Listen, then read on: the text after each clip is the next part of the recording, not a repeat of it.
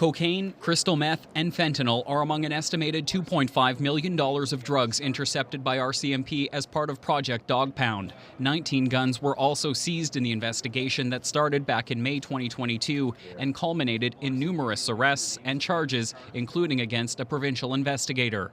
We continue to target drug traffickers and suppliers as time and again we have seen communities and lives get destroyed by the illegal drug trade.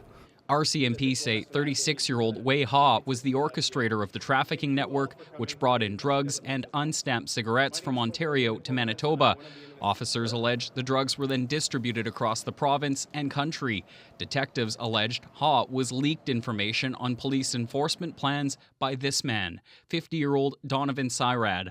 They identified him as an investigator with Manitoba Finance's Special Investigations Unit, a provincial team that works to crack down on contraband cigarettes.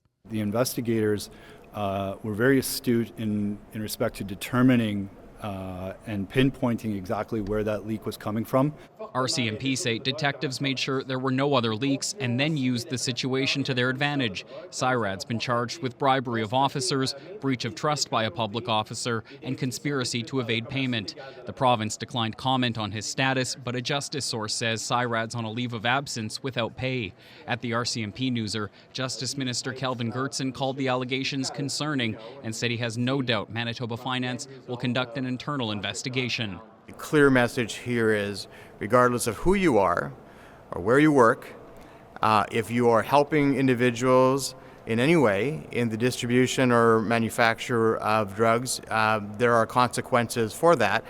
20 other people have been arrested and are facing charges as part of Project Dawgpound, including a Corps of Commissionaires guard who was working here at the Canadian Science Centre for Human and Animal Health. That particular individual would meet with Wei Ha or other targets of the investigation on lab property and then would store and traffic drugs for this criminal organization while at work. The complex is home to the National Microbiology Lab. A spokesperson from the Office of Federal Health Minister Jean-Yves Duclos says they're aware charges have been laid against a former Corps of Commissionaires employee. The charges laid are concerning, the spokesperson said, and we are calling for an immediate internal investigation into the events that occurred on the grounds of the National Microbiology Laboratory. We have also directed our officials to review internal security procedures. In a statement to CBC, the Public Health Agency of Canada says the guards' access to the building was limited and they had no access to sensitive materials. The agency says it's already reviewing security operations. Josh Crabb, CBC News, Winnipeg.